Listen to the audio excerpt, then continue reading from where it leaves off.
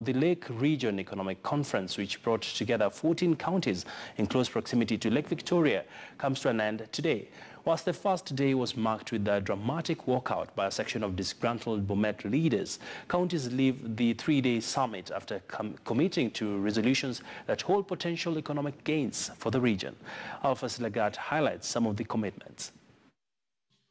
The Lake Victoria connected counties are seeking to integrate economically and leverage on regional cooperation while optimizing on shared resources for collective development.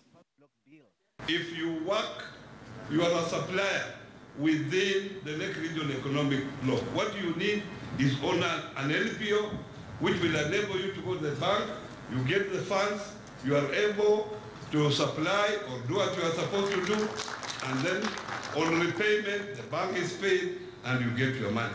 A service that you cannot get from the commercial bank. During the inaugural conference, President Uhuru Kenyatta, alongside his deputy William Ruto and other senior government officials, graced the conference, all of them pledging their support for the Lake Region Economic Bloc in view of realizing development for the 14 million Kenyans in the 14 counties. You yourselves have resolved to form the Lake Region Economic Bloc.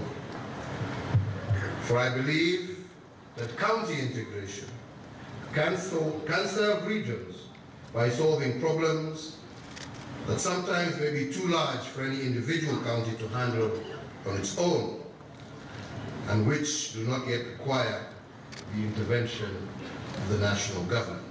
With three counties, namely Kakamega, Kisii and Kisumu, having passed the LREB bill to anchor the economic bill on law, other counties such as Busia are at different stages of legislating the bill and have agreed to embrace on specialization.